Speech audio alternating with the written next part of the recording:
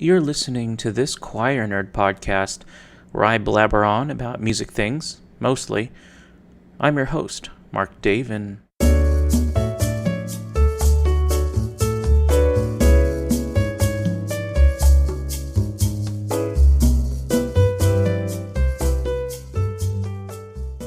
Welcome to another episode from this Choir Nerd. If you listened to the last episode about starting professional choral groups, you might remember that I said I would dedicate an entire episode to that. That was my intention, but it turned into an interesting conversation about the ins and outs of the professional choral world, rather than a how to start a professional choir for dummies. We give some tips on how to start one, but I think the tangential conversation was even more interesting. We did this over 2 bottles of rosé. I'm so grateful to have had both Doug Fullington and Scott Kovacs on the podcast. So, without further delay, I bring you our conversation on the ins and outs of professional choral singing.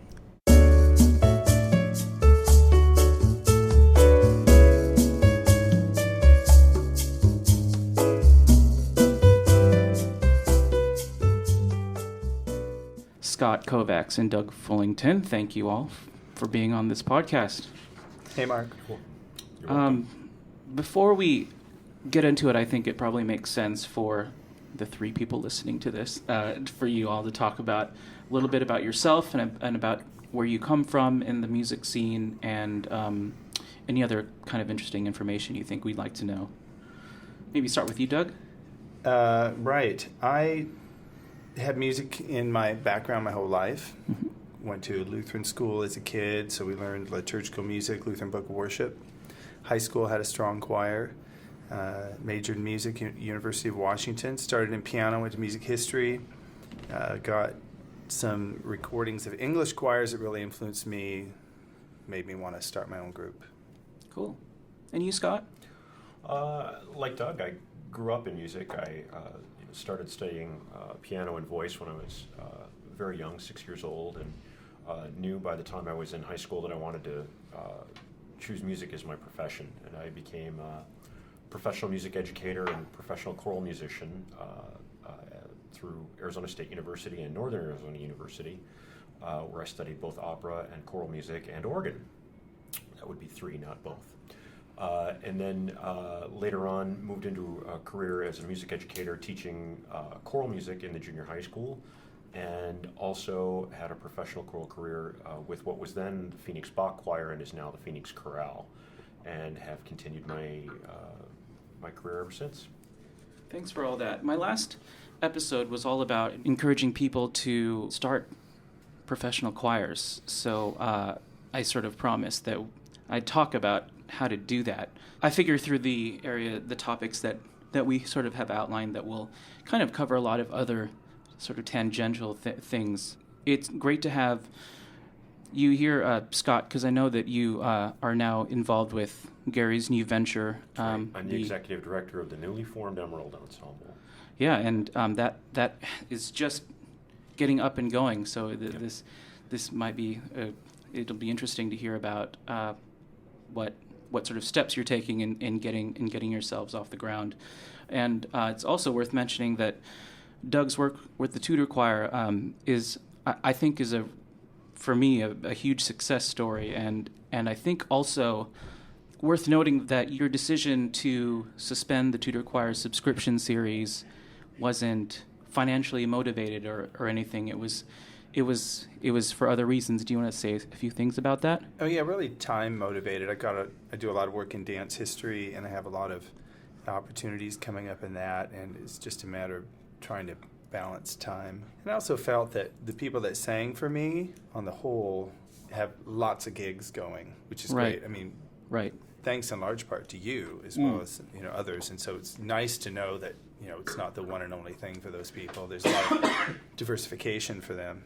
So, feel okay about it. Why would you want to form a professional choir? What sort of advantages there are? Well, when does it make sense to do that? I wanted people to show up on time, every time, and I wanted to be selective. Yeah. Yeah. Showing up is a big thing. Yeah. Pay them, they come. Sick, Yes. not sick, they're there. They got to be there. Mhm. That is a huge, especially when you don't have a ton of singers, that you're employing. Every person counts. Yeah. Scott, have you? What do you think? I had a kind of a different tack. I certainly agree with Doug. I think that the professionalism of a professional choir makes a huge difference in the quality and the ability of the choir to perform. But I think for me that philosophically it's good for the art form. Professional choirs are good for choral music. Mm-hmm. They advance the art form. It supports professionals that are doing other work. Mm-hmm. It allows them to do other kinds of work that are not paid or that are differently paid. Right. And it's good for a community both intellectually and economically. I think the most recent Arts Fund study that came out about both King County and Seattle showed the real impact of what the arts are doing in our region. And professional ensembles are a major contributor to both the intellectual and economic impact in the area. They're good for audiences. Professional ensembles are good for audiences too, because it raises their awareness and it raises it increases their knowledge about the art form. Mm-hmm. Because professional choirs can bring a product that community choirs or semi-professional ensembles may not be able to bring. So you would, excuse me, it's because we're drinking already. We're drinking this very pale rosé, and some of it went down the wrong pipe. This kind of community benefit, this artistic benefit, is sort of the primary reason why you would want to start a paid choir. Yep. I mean, I would say more so than, simply, wanting to make, sort of having your pick of the litter, as it were, and being able to, get precisely who you want. I think that's certainly a motivation. As I said, I completely agree with Doug. I mean, being able to handpick 16 singers that you really want to work with, pay them, and make really great music at a professional level. Oh my gosh, I mean, that's the cherry. I mean, that's really what makes it work well for an artistic director or for the community of singers that you bring together. It's an opportunity to work together at a very, very high level. Right. So, Scott, I know sort of more about Doug's, which we'll get to in a second, but have you started a professional group before? Yeah, I was involved many, many years ago with what was then the Phoenix Bach and Madrigal Society, and back then it was under the direction of Anders Orvald. And it transitioned with the addition of John Washburn to the artistic staff to something called the Phoenix Bach Choir, and that was its transition year into professional status. So it actually went from being a group of people that sang around somebody's piano in a living room to and sang a couple of concerts a year to a professional, not even a professional corps, but a professional choir. And about 20 years later, with not even 20, more like 15 or 16 years later, with Charles Bruffy, it then evolved into the Phoenix Chorale. Mm-hmm. And I was present through much of those transitions. I wasn't there when they became Phoenix Chorale, but I was there when they started out as a professional chorus. So I've witnessed this, and I've witnessed the sort of growing pains at a particular point that come from transition. And so how did you start paying the singers? Well, at the time it was a decision by the board, and the board was responsible for coming up with the terms that would define pay scale and would define how often, and was it per service, was it by hour, what was it going to look like, and then ultimately, funding that. So it was. It's very different than just starting a professional. Well, maybe it isn't different than just starting a professional choir, but starting from a previous animal. Also, in the case of the Phoenix Bach and Madrigal Society, they knew they also had to change their branding, right? Because the choir was changing philosophically. Uh-huh. So branding became part of the issue too, and there are a lot of costs and there are a lot of cultural changes associated with that. You run the risk of alienating singers that you choose not to continue in the professional status. Which singers do you retain? Which do you not retain? Which singers do you, if you're going to do a professional corps, for example, like some choirs when they move to a professional status, will start out by having what might be called by Chorus America a semi-professional corps or a professional corps chorus. Sure. And you pay, 8 or 12 of your singers, and then the rest are volunteer. Which 12 do you pick? And what does that do to the morale of the non-paid singers? Those are all considerations in a transition. So was there some kind of re-audition process? Yeah, absolutely. Okay. Yeah, absolutely.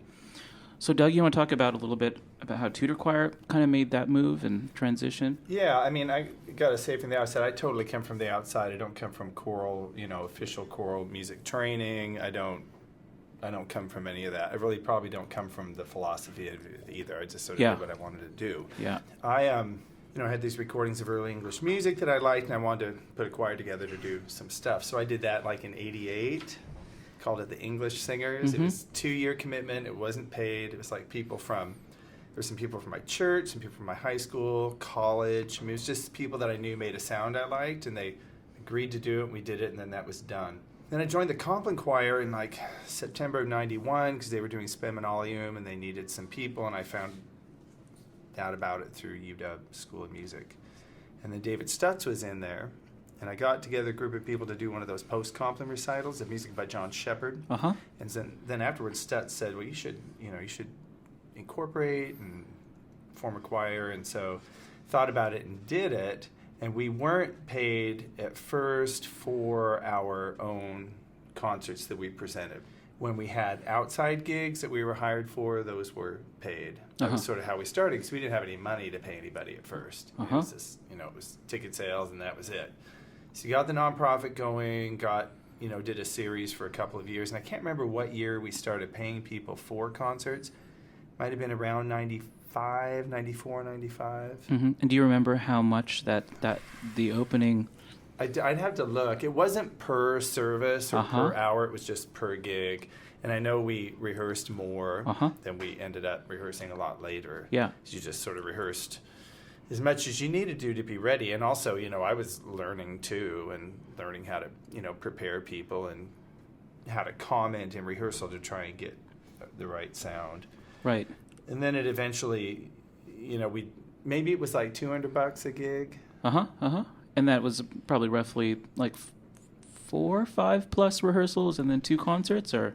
Yeah, probably 1 concert at first when we were just at St. Mark's, and then sometimes it would be 2 if we go to the east side. It just sort of depended. You'd always try and piggyback something on so you get more bang for your buck. So you never had a design where you, and this is me speaking from my own experience with at least the way Vox 16 is starting up. We're sort of just splitting ticket revenues basically right now. Did you have some upfront donors to sort of help cushion that initial risk, financial risk, or? I think we had a few donors, but not very much. And we just sort of gauged by what we were making off those early concerts and figured, okay, this is enough to pay X number of people. Yeah. And that's what we're going to pay them. Yeah. And so we tell them, it was a flat fee, you're going to be paid X for this. And then, after I'd done some of my own gigs, like saw a sample of like a Tallis Scholar contract, okay, how's that laid out? And I did all my contracts that way. Like, okay, this is it. This is how the info is given out to the singers, and this is what you're being paid. And so it just sort of went along. It was very, very important to me to pay singers. I also had a full-time job. I wasn't looking to get like dues or be supported. I wanted to pay people so that they would produce and they would show up. I think it's worth noting that when you take this avenue of paying your singers, there's not really much left for the director. It's just a little bit of a financial sacrifice.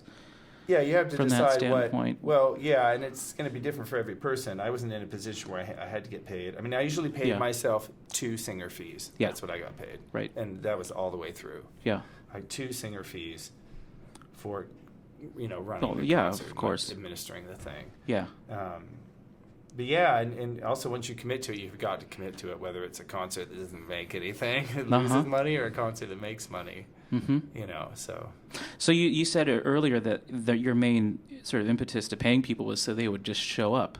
Well, that was the first thing. Or people not coming to rehearsals. Yeah, or like, I couldn't come because I had this. Or, I mean, you want to give them an incentive to make it a priority. Yeah. You want to give them an incentive to work on their voice. Yeah. And to produce. Yeah. Certain sound, and also to come in, like, have music, open the mouth and sing it. Yeah. Yeah, I know that one of the things that Gary and I are adamant about in preparations for Emerald Ensemble is that our singers walk in notes learned, and it's much easier to do that when you have professional singers. We're limiting the number of rehearsals to a very few for each concert set, partly to keep costs down. Yeah. But also because we know that the singers that we're basically handpicking are capable of learning their notes before they walk into rehearsal, Right. and we can start at a very high level of musicianship right away. Sure. And that's another reason to, as Doug aptly put, is to incentivize the singers with. And rehearsing is so boring, don't you think? Well, it can be. I also want to say I think it's better if they can come in and read it. Yes. On the spot. I mean, I had some singers who would want the music in advance, and that's great. And I probably would be one of those people too. Yeah. Because I like to look at it. But I love the people that come in and just pick it up and do it. Yeah, sight reading. When I auditioned for Vox 16, we ignored the sight reading component.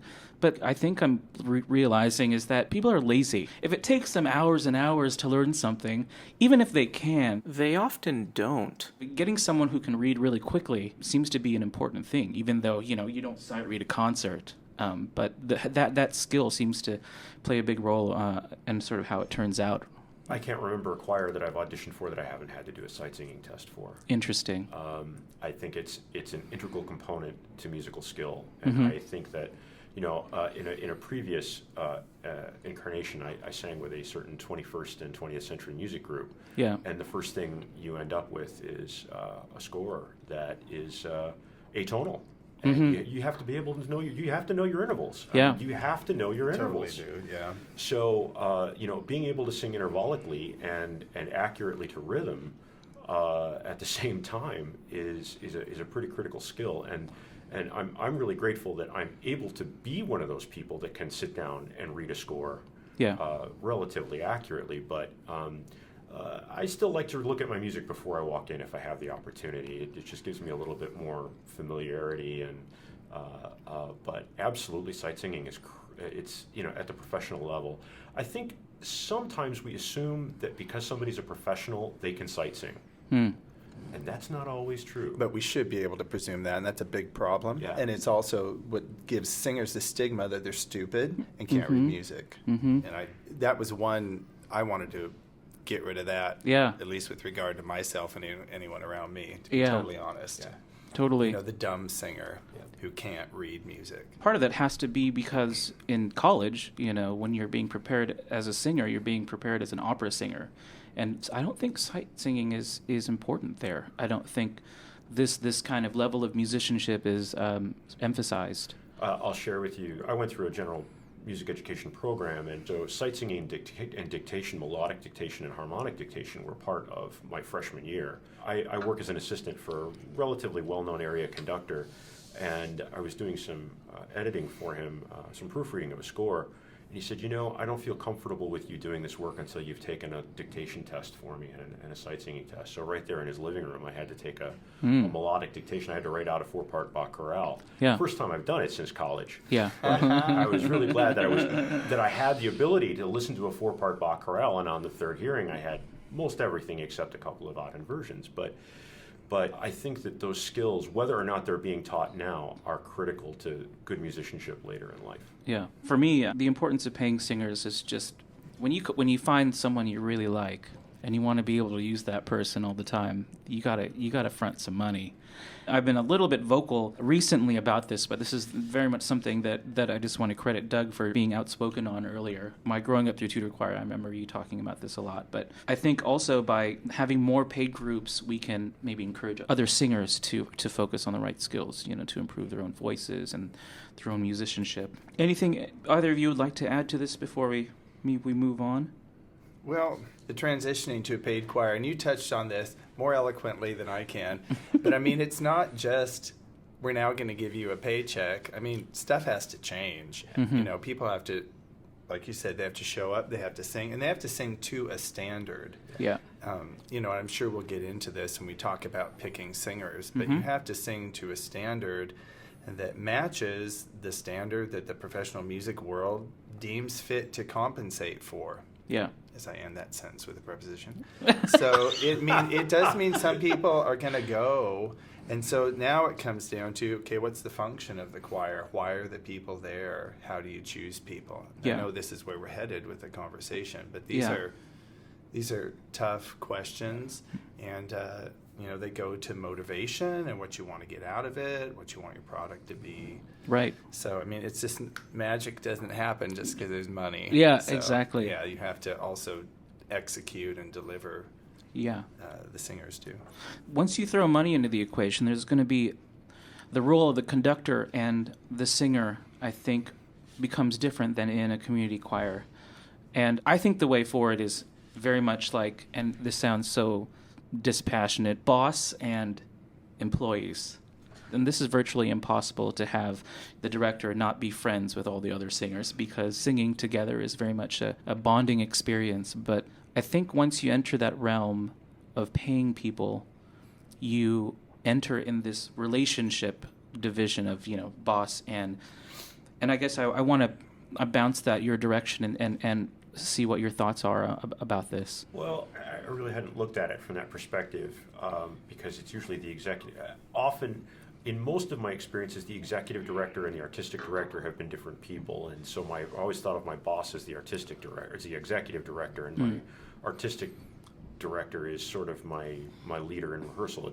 They're still responsible for monitoring the professional standard of the singer. I think also, I think what it comes down to for me is the collegiality aspect. I think that it's hard when we have to fire a friend, and it's a joyful experience when we get to hire a friend, because we create communities. You can't sing together without breathing and living together in that musical space for a while, and it creates a bond, and I think that supersedes professional status. I mean, there are amateur singers that I've worked with that I feel very, very close to, but have had to separate relationships from, and it's hard too. In a way, for me, it almost seems easier that when it's a professional situation, okay, there are certain standards that aren't being met. We haven't met these benchmarks, and therefore we have to look for someone else for this particular chair. Yeah. And I'm just supposing with that. I don't know, Doug, maybe you have a better perspective on it than I do.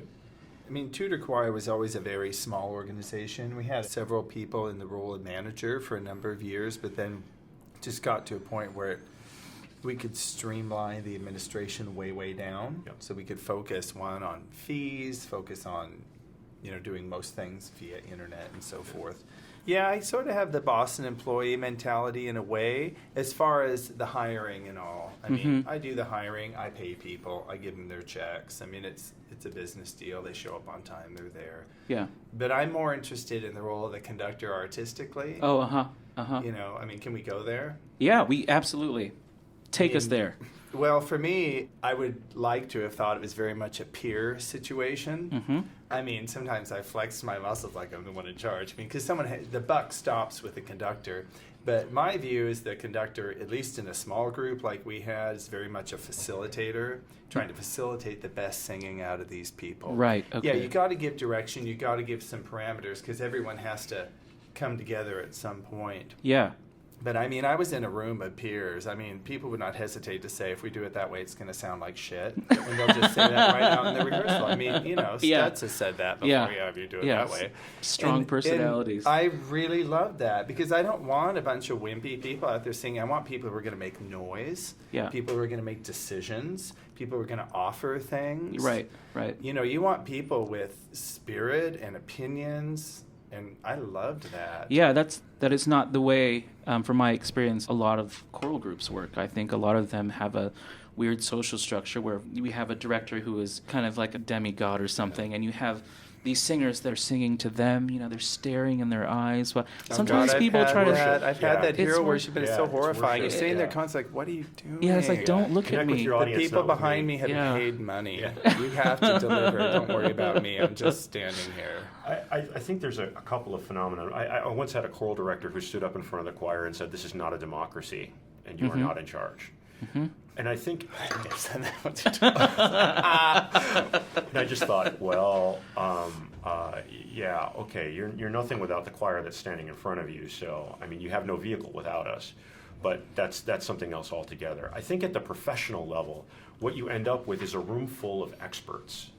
You're sharing artistic space with a room full of experts who are in many ways your collaborators. And I think Doug's use of the word facilitator is really apt. Yeah. I think that an artistic director still has to have enough personality to be in charge. I mean, it takes ego to stand in front of 16 or 24 or 50 people and focus that energy and focus that attention on a musical product. Someone has to be responsible for the musical product. And, and Doug really described that very, very clearly. But one of the reasons I like working at a professional level is because I'm sitting around with people who are either as expert or more expert than I am, and you just hear some really, really great things, both musically and intellectually, from passing comments or from helpful ideas. Now that can get out of hand. I was just going to go there. Like it can get out of hand. I think most of the time when people say stuff, I'm thinking, why did you say that? And then I start judging them because that's not what's in my brain. How did that arrive in your brain? I totally understand that there's value in all the singers and the expertise they bring, but in occasions it can be. I guess there's like just a line where that is. It could be disruptive. There's a lot of chatty Cathys out there. There's a point at which our vulnerability and our authority overlap, and somewhere in that Venn diagram of vulnerability and authority is some really wise kind of artistic approach from the podium. Yeah. I know I have to set my ego aside every now and then. When my jazz expert in my choir looks at me and goes, "No, beat 4 is late. It's late every time," and I'm like, "All right, I have to let go of the fact that I'm supposed to be the person making this observation right now, and that someone with more someone that you expertise trust is making that call." Yeah. No, I totally agree with that. I mean, I just want to say, if any of my colleagues are listening, I did sometimes abuse the fact that I was the person in charge, but I mean, you try not to. And I really do believe in the sort of peer approach. And yeah, you have to exhibit leadership because people have agreed to be there. And I think also as a singer, you have to realize, okay, this conductor, this director likes things a certain way. I mean, I have certain pronunciation things I really like, and it's not the way these people would choose to do it, but they're in this situation, so they do it. And I really appreciate that. You have to be that way. You have to just decide to be malleable. And if you just can't hack it, you can't take that gig. Yeah. You just have to decide, that's not, I can't sing for you or something. Yeah, right. Which is, I totally respect. Yeah, good. I think at this point I'd like to jump around a little bit and maybe to number 8 about how we go about choosing singers, and it's probably some nice juicy things to talk about here. But what do we value in a singer? Is there an objective reality? Will we all sort of agree that some singers are the ones to get? This is a really interesting discussion because Gary Cannon, who's the artistic director of Emerald Ensemble, and I have sort of toyed with the idea of, are we going to audition or are we going to handpick? And as it turns out, Gary and I both have this list of people in our head that we know we would either like to work with or that we have worked with, that we liked working with, that are both professional and collegial, and that we know we could put a community of singers together very quickly and come up with an artistic group that will perform well and that will perform the music beautifully and at an expert level. So I think it's a combination of I was just going to say uniqueness, nerve, and talent, but that's another show. I know that show. Yeah. But it's more about the combination. Charisma. Yeah. That's it. Yeah. And it is an anagram. Oh, it is, isn't it? Yeah. I want to delete that. For us, it really is knowing. It's experience. It's working with experienced people with the ability to create the product and work well together. What about the sound that's coming out of their mouth? Oh well, I mean, I would say that that's a given, but I mean, we know. I mean, knowing the voices that you're recruiting is important. I mean, having worked with many of them before we know their voices. When we started, there, I was, like I said, I sort of chose from all over. Uh-huh. I mean, it was like 1988. Yeah, It's like, yeah. Okay, who's willing, who can. I mean, Who's now interested. it's a completely different story. I mean, Mm-hmm. there's always the relationship and sort of grandfathering or longevity or friendship issue. Those are hard. Those are because really hard. You may develop over time and realize that one of your initial singers is not developing at the rate of the others, Mhm. and then your product is compromised. Yeah. And, I mean, it's hard. Yeah. I mean, now if you like we put together a list. We talked the other day about Mm-hmm. a selection of people for a project, and names come to mind, Yeah, and yeah. who's going to function and who's right on it and able to produce. Sound makes a huge difference to me because there are some people who are good readers and all, and they just make a sound I'm not interested in. Yeah. I always go back to Stephen Cleavery, the right notes in tune at the right time. Yeah, I mean, right. It's like your fundamental. It sounds so boring, but and then that's really is what there it comes clarity? down to. Is there ease of production? Uh-huh. I mean, can they produce a consistent sound across all the vowels throughout the range, and can they initiate a firm sound immediately on the beat? Mhm. Or do they have vocal ease? Yeah. Are they singing in a healthy way? Yeah. I mean, those are absolutely Those are primary. Yeah. Yeah, and then is that coupled with the skills required to function in the timeline? Yeah. And at the level that we need. In evaluating a singer, I very much think of them sort of functioning in two dimensions. There's an aspect of just their instrument, their voice, their natural talent, and then their sort of musical ability, their technical abilities, and those don't always. Sometimes you have to, give. You have to sacrifice a little bit for the other. Because I think people with good voices.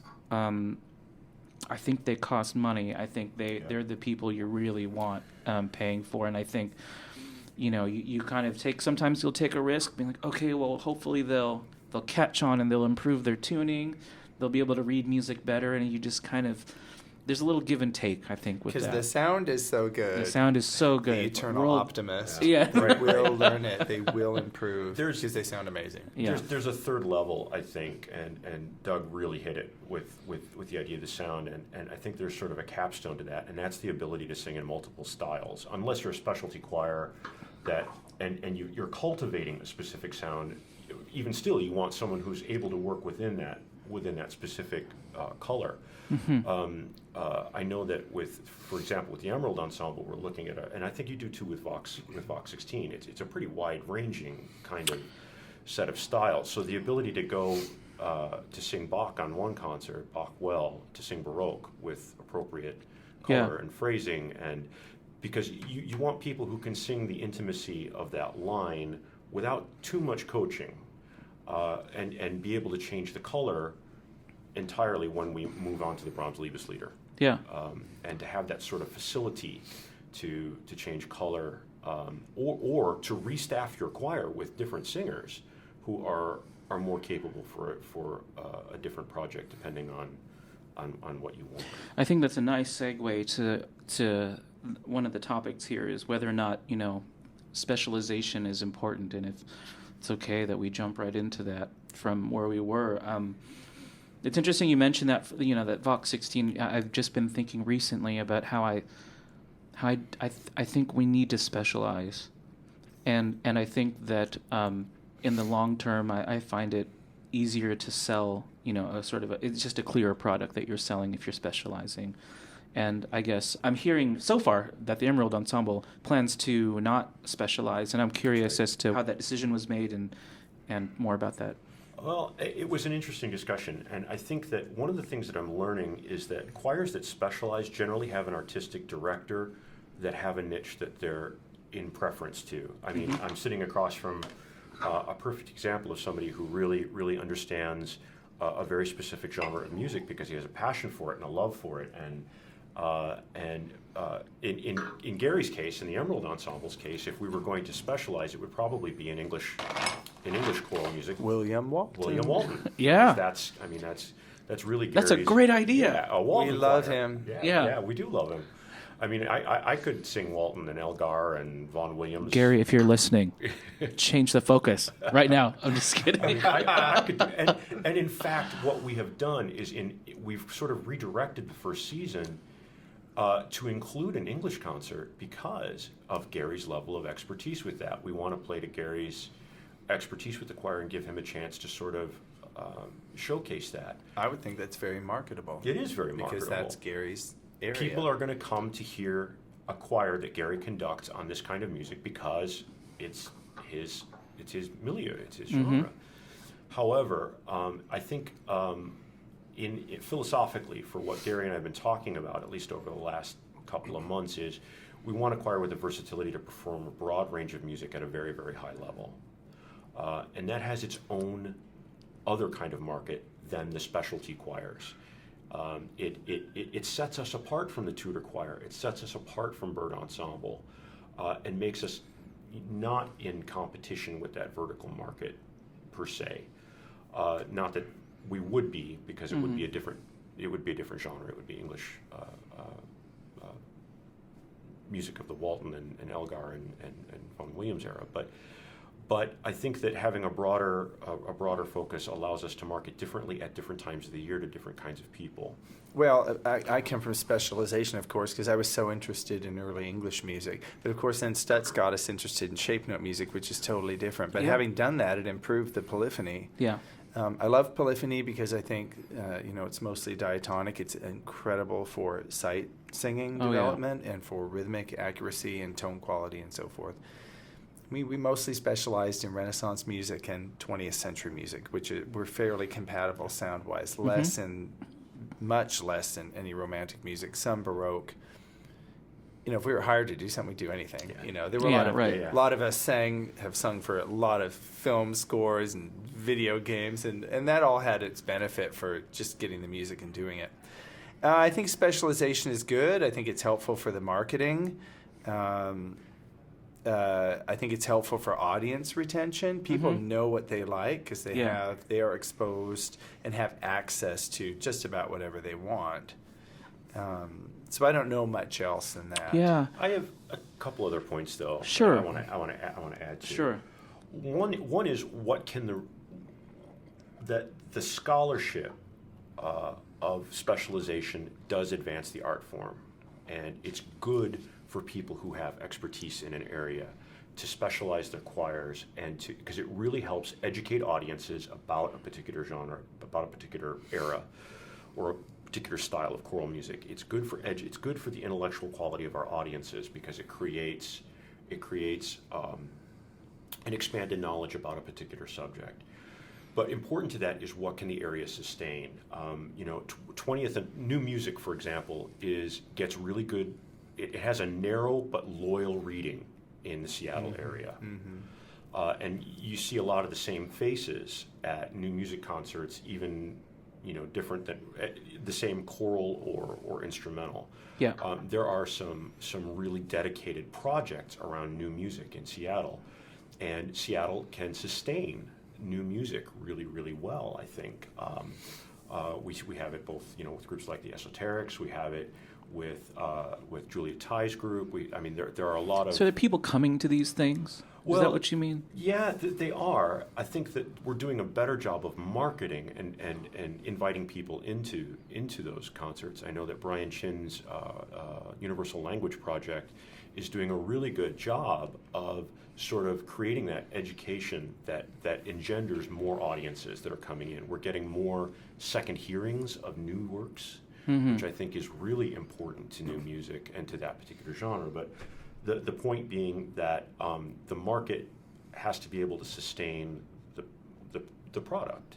Yeah. And I think. And how are they being sustained right now? I mean, are you saying that the audience and the interest is paying for these concerts of that? No, I wouldn't say that. I wouldn't go that far. In some cases it is, but I think that there's still a lot of outside funding support that goes into those kinds of things. Grant support, New Music USA. So it's grant support as opposed to individual support. Yeah. Okay, Yeah. so there's policy support Yeah. for new music. Yeah. Okay, which I think is completely different. Yeah. I think it's valid, but it's completely different than a popular appeal. Right. Not that one's better than the other, but Yeah. it just is what It it is, is. yeah. Right? They're different animals, absolutely. Right. Yeah. Yeah, that's a good But point. there are audiences showing up for these concerts. I mean, Which is good. If you go to an Esoterics concert on a Friday night at St. Stephen's, there's a lot of people there to hear music that is very different than you would hear at Now, do you think those how many of those people do you think are friends and family? Oh, I mean, it's in great part, but I do know that they're doing a lot to cultivate their audience too, and that there are people who are new music fans that are regular supporters and regular audience. How many singers in that group? It varies project to project. It can go from 24 to 48 depending on the project. Pretty sizable. Yeah. Mm-hmm. Yeah, you got 10 singers up there, friends and family. Mom's going to get Yeah, tired yeah, of coming. yeah.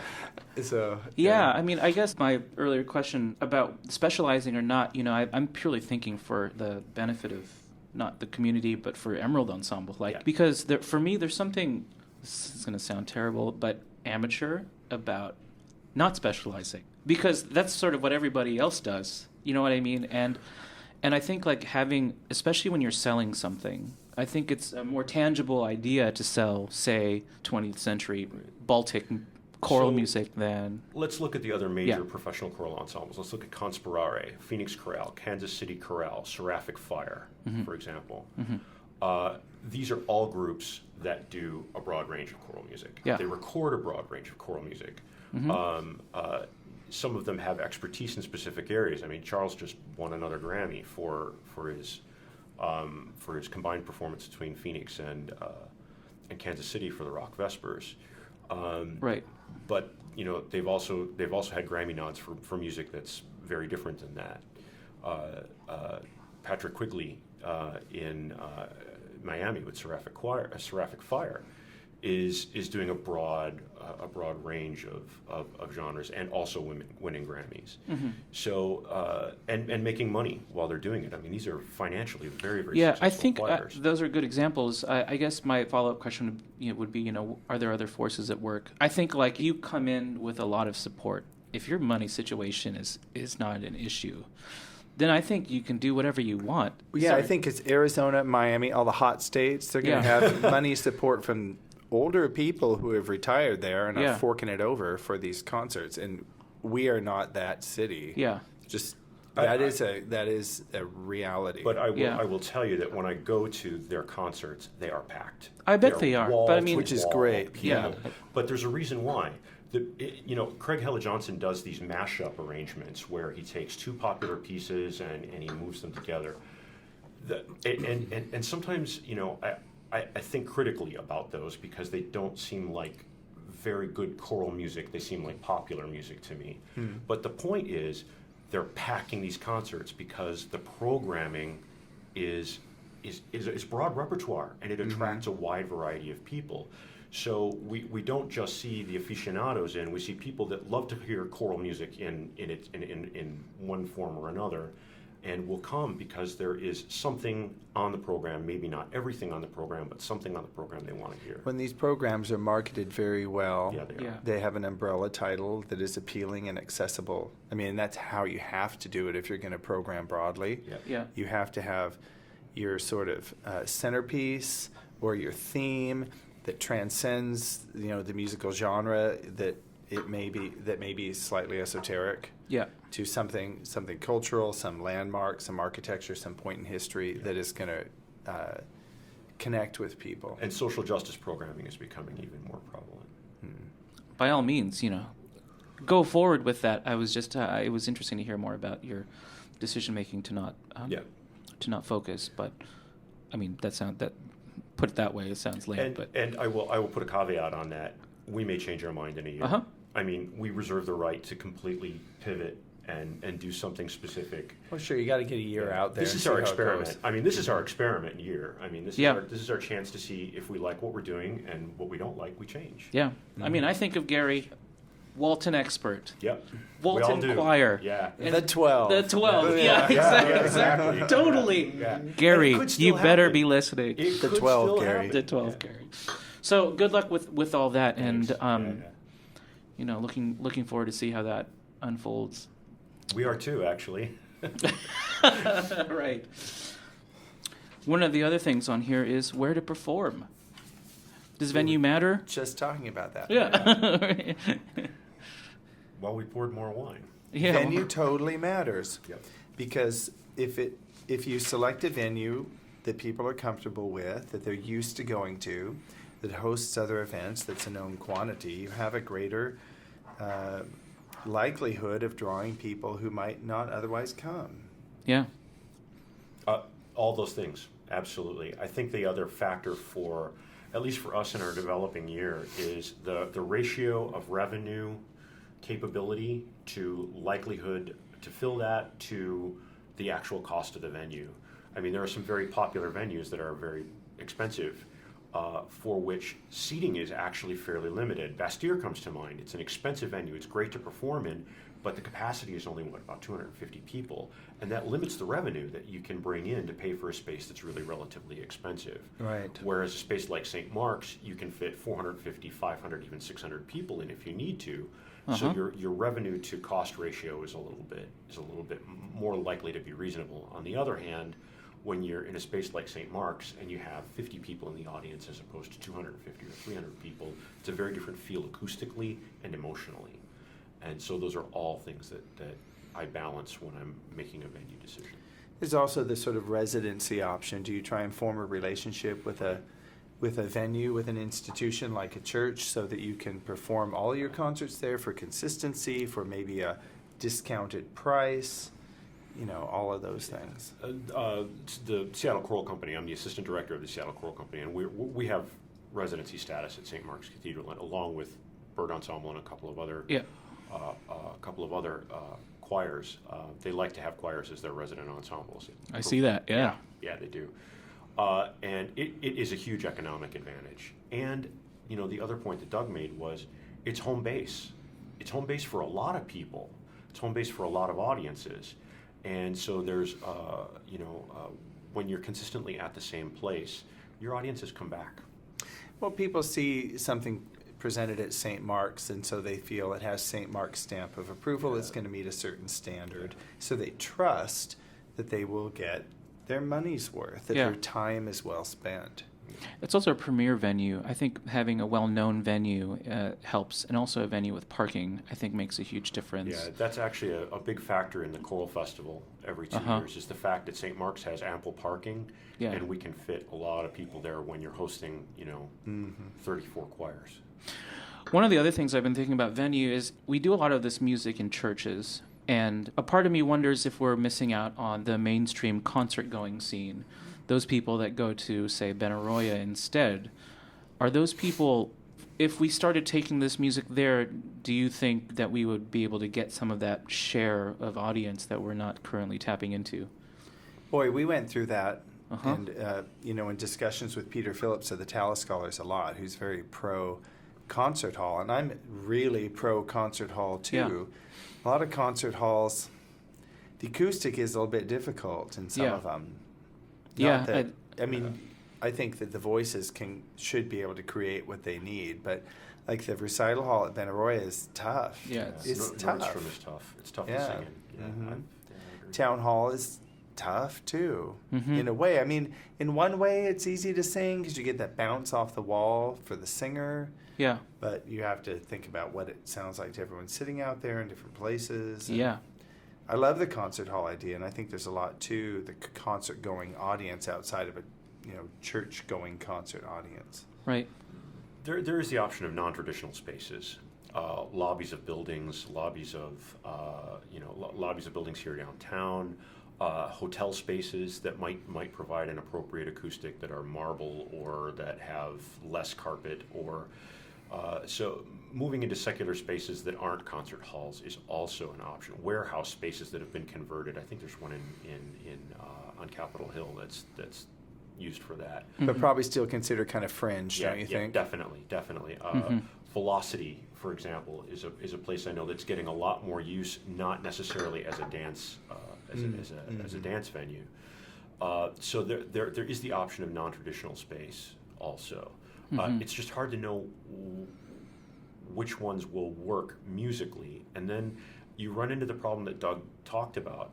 These are kind of off the beaten path for our audiences and for our typical audiences. And we're going to sell tickets to attend? I mean, how do you monetize something, performing in a hotel lobby? Right.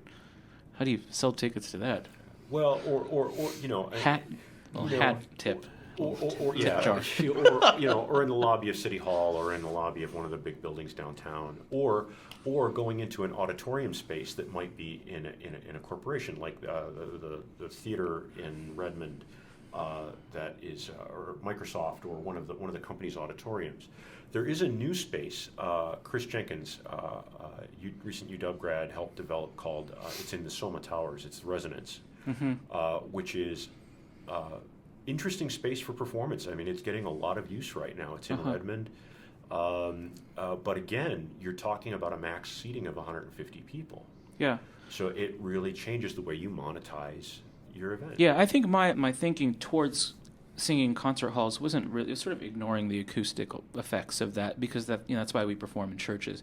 But in for the purpose of getting a new audience, I'm not sure. Audiences will trek over to these sort of obscure, concert hall-y other places. I mean, I guess I'm talking about specifically Benaroya Hall, or like other famous, well-known places that other, the people that go to the symphony go to. Which is Benaroya. Which is and Benaroya. Town Hall is a maybe a secondary one. Yeah, that's a good point. And I don't know. I guess I just wonder if people would hear choral sacred music in these places. It might. Depends how you program it. I mean, it always makes me think of Peter's thought that the mass setting is akin to the string quartet. The Renaissance 5-movement mass setting is akin to a string quartet, right, and performed by 8 or 10 people. Yeah. Will an audience buy that here? I'm not sure. Maybe. The religious aspect of the stuff we do, sometimes I wonder if Seattle as a whole doesn't like that. Well, not all choral music is religious. Yes, absolutely.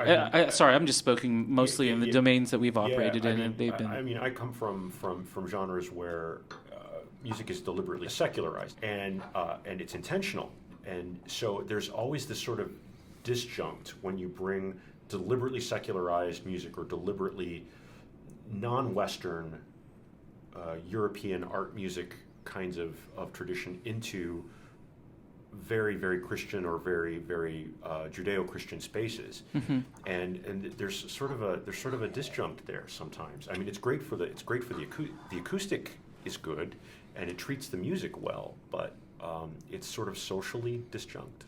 Do you think an audience cares? Yes, actually, I do. It's been an observation that has been made to me from our audiences in the past, and from the choir itself. Why are we always singing in churches, or why are we hearing this kind of music in a church? Well, for lack of better explanation, because it's acoustically convenient, and it's convenient for us to perform in these venues. And it's cheap. Part of the convenience, absolutely. Okay. Americans think so much. Yeah. Think far less. If we can just get to this next question, just generally, how do we get an organization to be financially stable enough to pay their singers regularly? What sort of things do you focus on? I think that's probably what everyone wants to know. How do you actually do the business side of stuff? Because that obviously is a important part of making a professional group. Well, I think you need to minimize your administration. You need to first of all, you need to execute well. Yeah. You need to sing well. You need to focus on the product. Because word of mouth is important. Even for a big organization like Pacific Northwest Ballet, word of mouth is very, very important. Even with the huge financial goals we have for each performance. You need to execute well. You need to market yourselves well. And you got to balance self-promotion versus obvious over the top. You need to wisely solicit funding from key people. Those are my things. Good. Scott, do you have anything to add to that? Well, those are all really good. I think that really good points. I think that over the long haul, good audience engagement is good donor development. Making sure that you have a relationship with your audience, you know who's sitting in your audience, identifying which one of those audience members are willing to be financial contributors, and to what level of generosity are they willing to contribute. Creating enthusiastic donors is part of the work. It's part of the work. Yeah. And then, keeping them is important too. And then for some organizations, knowing, grant funding is just getting so thin for, things like operating expenses just don't get funded very often anymore. It's more of a project-based kind of opportunity with grants. So there's very little of that sort of opportunity anymore. I think that, Doug made one point that I'll reiterate, and that's quality brings them back. It's got to be a good product. Mm-hmm. We have to do well what we say we're going to do, and or they're simply not going to be those enthusiastic audience members and enthusiastic donors. Yeah, in my experience also, we've tried a little bit to get grants, but the time spent trying to get them versus the money you get back. Yeah.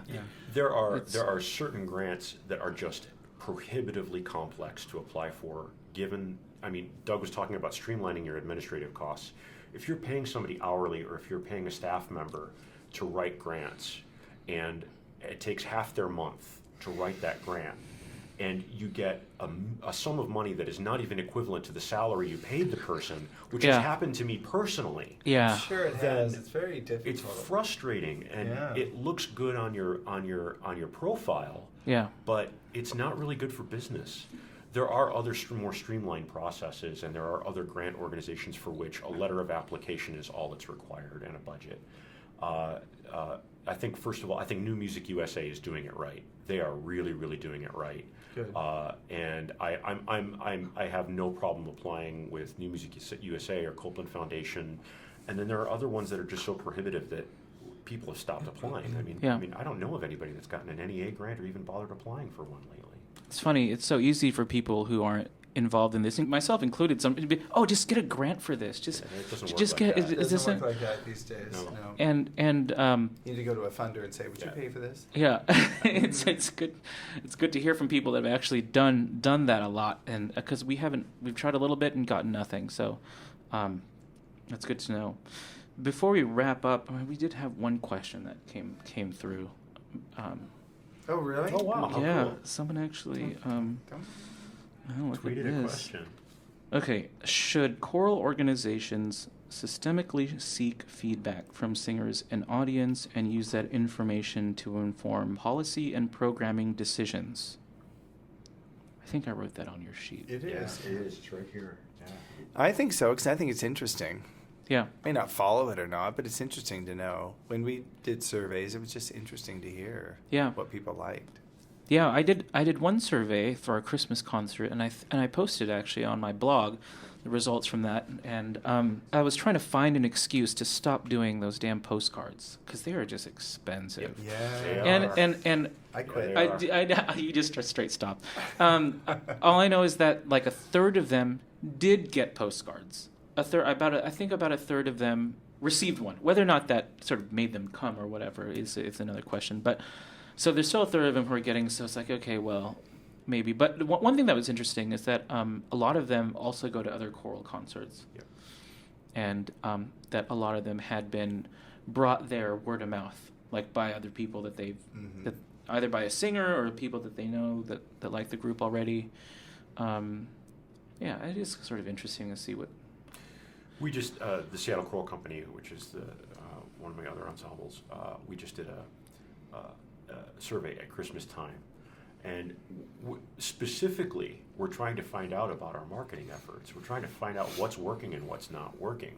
And of course, if in the scatter plot, it's all equal. We're getting, between radio coverage and between, and even the radio coverage we're doing less of now because we're finding that it's just not as cost effective for us. It's very expensive. Airtime is expensive. Yeah. So we're leaning more now toward our social media efforts and our vertical, our sort of vertical email kind of things, and integrating our vertical email in segmented ways. We're segmenting the materials that we're sending out. For example, I know who I have email addresses for that I don't have snail mail addresses for, and vice versa. So I market to those people differently. I will send postcards to the people for whom I only have an email or a snail mail address. Right. And I will send an email of an email blast to those that I do for. So I'm able to pare my costs down a little bit by segmenting my marketing efforts. But the survey was really instrumental in proving that those efforts were reasonable. And this one's for Doug. So I remember Tudor Choir when it was most active. We did 2 concerts per weekend. And did you, over the time, feel like the audience was about the same size, or do you feel like it had grown up to a certain point and then stopped? Oh, it's hard to remember. We were doing concerts. We do like a Saturday night in Seattle and a Sunday afternoon at St. Thomas in Medina, which I really liked because it sounds nice there. Mm-hmm. Also, it's the second time you're doing it, so it would go well. And it was a Sunday afternoon, so it somehow seemed more relaxed. Yeah. I can't quite remember. I mean, I'm also. Financially things were fine. We were making money. Yeah, y'all made good money. I just somehow, yeah. Yes, I know that, and you stopped doing postcards at one point, and people were still coming, which is great. Because I think that email and social media were, such a part of everyday life. Uh-huh. So we started sending a monthly kind of newsletter and then an announcement per concert. Yeah. That is so free. We have an active Facebook page. Uh-huh. That was about it. One thing, I remembered my question, or comment rather, and I think the trickiest part about like a community choir audience is parsing out the people that are friends and family. Yeah. Because I don't think they're the sort of meaningful segment of people you want information we from. We actually verified that data point in okay. our survey. Uh-huh. Yeah. I was pretty deliberate about finding out that data point. Yeah. Good. Sorry, just wanted to that was the thing I wanted to throw out there. But I want to come back to this question because it says, and use that information to inform policy. And then this is my favorite part of the question: programming decisions. Oh. I don't know about the idea of using a survey to change programming decisions. I don't know. I might. I totally might. I don't know. If they want to hear a certain thing and I like the music, I might do it. It's fine. Make them happy. Yeah. Sorry. That's good. Sorry. That's fair. It's absolutely fair, especially if they're willing to make an enthusiastic gift to support the performance of that particular. Especially piece. if you've taken this survey at Christmas, it's a completely different animal. Yeah. Christmas is a totally different animal in the States and most Western countries. Yeah. So, but sure, hey. Mm-hmm. I just wanted to point out that I think there's one thing that we haven't covered, and it's the importance of recordings. Oh, okay.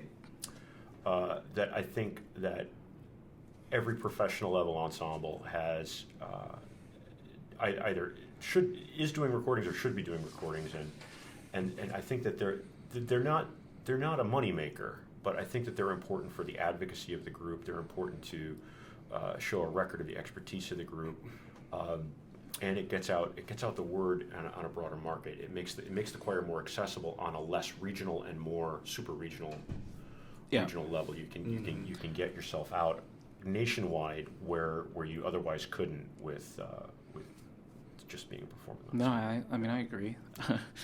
You who produces CDs. How many of our CDs have you mastered and I don't know. I've quite a few. My only thing is, when we've talked about this a lot, about what are the singers in these groups looking to get out of it. And I just think of an average Tudor choir rehearsal. When people show up. I was really fortunate. Everyone shows up early to Tudor Choir. They just do, because it's just it's a gig, it's a job. They're there early. They're ready to roll. Yeah. And but they're not there really. They're not there for the social aspect. The singer's not there to get something personally out of it. They're there to offer something. Right. And I think that's a massive difference between an amateur choir and a professional choir. Yes. I would say in an amateur choir, it's a little bit like paying for that college course or that weekly experience. I paid, I want to get something from it. Yeah. Instead, you're being paid to give your skill. Yeah. And I feel like we had that, but we also had collegiality. I mean, I heard a lot of things. I hear a lot through the grapevine. Because we were like the group that was paying for so long. And people should do it because they love it. They shouldn't do it because they're getting paid. Well, that's fucking bullshit. It is bullshit. Because, sorry, the director of that group's getting a friggin' salary off the dues those people paid. So those are not related. Mm-hmm. I believe in professional compensation for professional Absolutely. work. Yeah. And the people show up and they do their job. We also got along. I mean, it was really good. We had a really good time. Yeah. The rehearsals are great. Oh, yeah. But there's that mutual respect. Everyone knows why they're there. We're Right. there to prepare this music for performance, to do justice to the music. And, Yeah.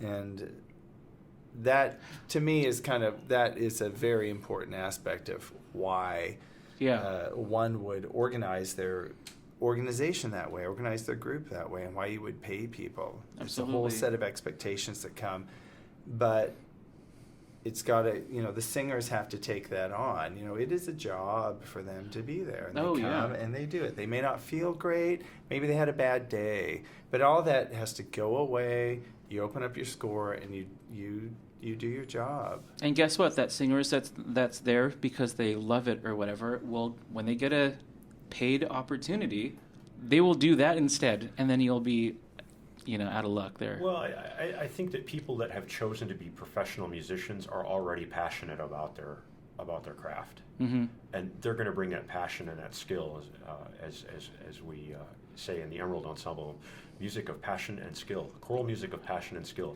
They're going to bring that passion and that skill because this is the life we've chosen. I mean, this is the profession that we've chosen to be in, or at least to be able to sing at a professional level and to bring that particular gift. So I think that that what Doug is talking about is absolutely valid, and I think that there is a certain magic that happens when you put professional musicians in a room together. Mm-hmm. There is sort of like a higher level consciousness about creating the art, creating the music that comes out of that. And I think that rather than a social enjoyment, I think there's an intellectual musical enjoyment that comes out of that. I like to sing at a professional level because I feel so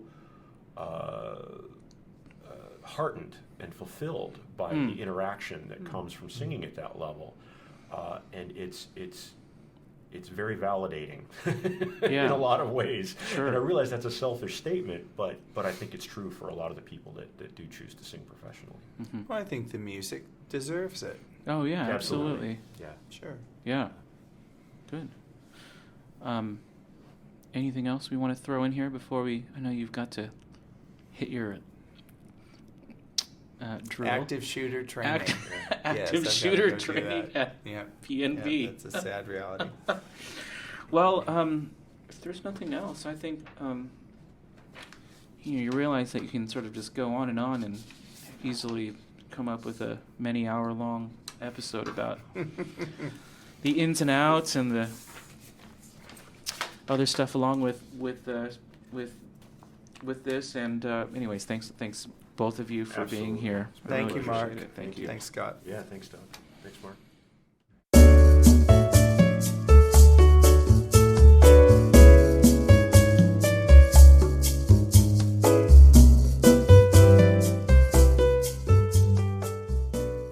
Well, thanks so much for tuning in. If you want to hear more about upcoming episodes or topics, I hope you'll follow me on Facebook. Just search for This Choir Nerd. Also, you can do the same for Twitter. I'll try to stay active on both those sites. And feel free to drop me a line or a comment about what we should talk about next.